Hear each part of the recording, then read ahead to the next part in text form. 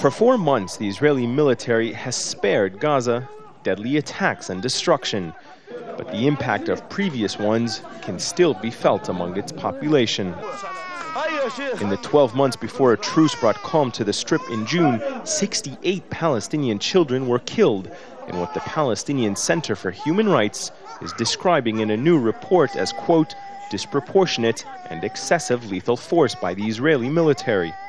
In the course of the last year, 2007, 2008, there has been a trend by Israeli occupation forces.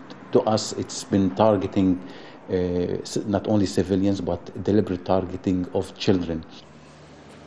Children like 15-year-old Islam Hussam al-Asawi, whose mother Fathiya watched as he ran out of the house when he heard an Israeli airstrike nearby. Minutes later, she watched in horror as her son was the victim of a subsequent attack. They took the most valuable thing in my life.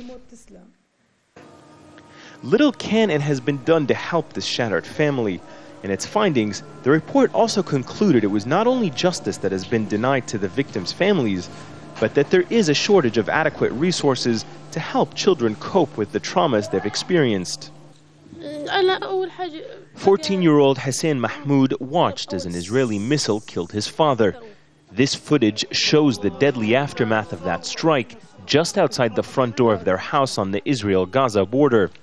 The shrapnel from the missile is still lodged in his brother's leg, and Hassan, traumatized by that attack, developed a severe speech impediment.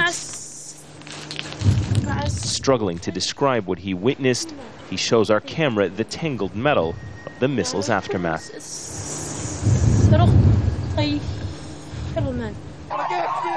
Between those children killed and those who have witnessed trauma, the PCHR says Israel's targeting of densely populated areas means another troubling fact.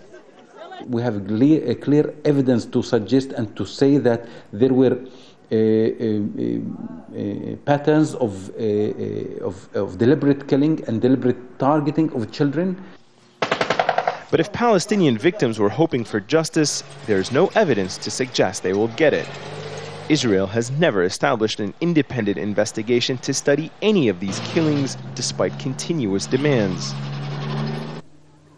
So for now, the only comfort many of these victims can enjoy is that a fragile ceasefire that has been upheld has spared families and children from sharing their agonizing pain. Ayman Mohyeldin, Al Jazeera, Gaza.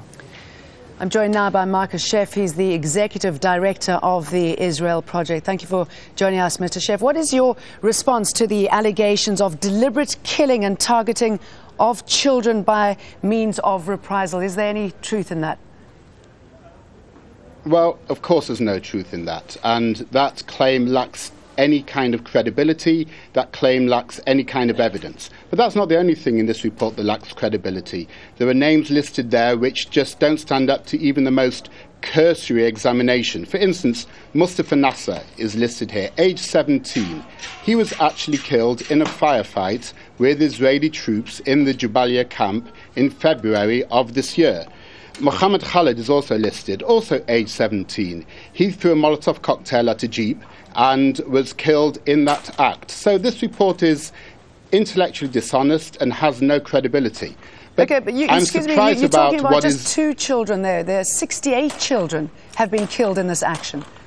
So they claim. These are just 2 that we checked. It was a really cursory check. I'm surprised about what is in this report, but frankly, I'm shocked about what isn't in this report. What isn't in this report is, for instance, the figures from the Palestinian Human Rights Monitoring Group, which says that 2,000 Palestinians were killed by other Palestinians in the last 8 years, amongst them many children and many women.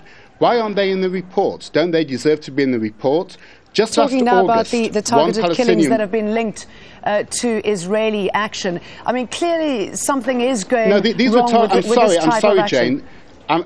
I'm really sorry, Jane, but these were targeted killings mainly by Hamas on other Palestinians, as opposed to the Israel Defense Forces, who do not conduct targeted killings on civilians. And there is absolutely no evidence to that effect. To repeatedly state that just doesn't make any sense. There is targeted killings by Hamas on I'm not the suggesting that they Palestinians. target children or innocent people deliberately, but a lot of innocents are killed in these targeted killings. So clearly something is going wrong. But Jane, between the years June 2007 and June 2008, when this report was written, there were 3,500 rocket and mortar attacks on Sderot and the communities around. That's something like 10 attacks a day on innocent Israeli civilians, men, women and children going about their everyday business. Osher Twito, for instance, a little boy who I met, he was playing football in the street and he had his leg blown off when a Qassam rocket landed just where he was standing. He was an innocent child who was targeted by Hamas. Now, during that period of time, the Israel Defense Forces, for instance, at the end of February, the Israel Defense Forces did their utmost to prevent those attacks. And when they went into the Jabalia refugee camp, what did they find? They found Palestinian terrorists using children as human shields, essentially, because they were launching these attacks from built-up civilian areas. This is disgusting cowardice, but this also shows what regard for children these terrorists must have. Let's talk about Palestinian terrorists who use children as suicide bombers. What regard to children does that show, as opposed to Israelis who are treating Palestinian children inside Israeli hospitals? Okay, So if you don't mind, if I could just go back to that report.